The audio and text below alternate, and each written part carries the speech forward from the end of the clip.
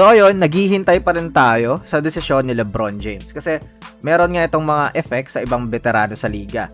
Nai-stuck din sila sa kanilang desisyon. Lalo yung Miami Heat, hindi rin sila makagalaw kasi cap space at role players, walang-wala sila ngayon. They are paying Bam Adebayo 60 million per year. Si Giannis, sila na yung magbabayad ng 58 million per year. Mas mataas pa si Bam no?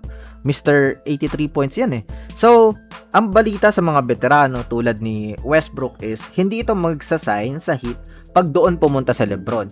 Nasira nga yung relationship nila nung minarket siya para kay Kyrie Irving. Though, hindi naman yun natuloy. Pero I don't think Westbrook will also fit dito sa Miami Heat. Kahit hindi pumunta dyan si LeBron, huwag ka rin pumunta dyan. Kasi wala na ngang spacing yung dalawang star. Papasok pa si Brody. Pumunta na lang siya sa mga teams na mas kailangan yung spark of the bench tulad ng 76ers, ganyan. Ang taas pa ng chance for a title. So, kayo ba?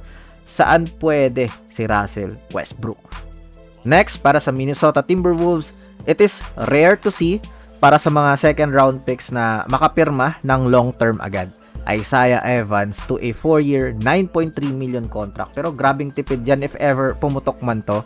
Kasi 2.3 million per year tapos 3-year guaranteed, then team option pa yung 4th year. Low risk, high reward.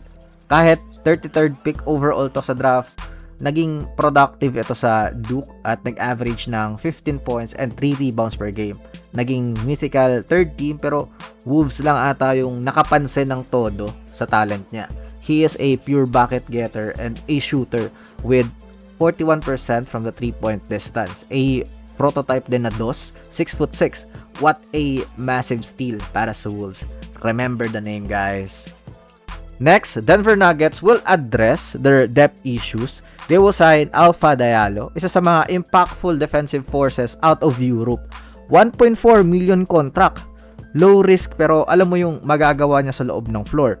Rookie to at 29 years old after being undrafted noong 2020. 5 years naglaro sa Monaco at nakapag-establish siya doon ng pangalan bilang elite lockdown wing. Nabigyan din ng EuroLeague Best Defender Award. Sa kanila, mga head coaches yung bumoboto kaya alam mong legit and deserve yung award. Siya ang league leader sa EuroLeague in terms of steals. But he can also score 12 points and 4 rebounds per game last season. Sa ngayon kasi, 9 players pa lang yung may lock contract sa Nuggets. So, adding Diallo, Tyus Jones, and Marvin Bagley is mag-iiba yung tingin mo sa bench nila ngayon. So, ang galing ng pagkaka-scout ng Nuggets dito. You never saw it coming, diba? Next, ito, pangdagdag lang sa video. There are rumors about James Harden to Phoenix Suns and he is a free agent right now. Ang alam kasi natin, negotiating to sa Cavs to a new deal. Pero, hindi natin alam sa NBA, diba?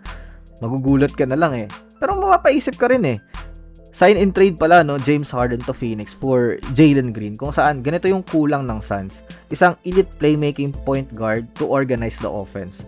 Yes, ginagawa ni Booker na mag-point guard pero iba yung pag-transition ni Harden from DOS to the one spot.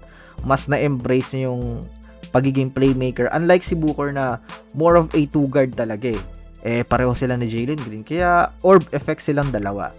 Ang problema na lang dito is kung willing ba sila or willing si James Harden to take the low price considering na nag-decline nga ito sa kanyang final year para makapag-negotiate ng bagong deal. So, that's all for this video.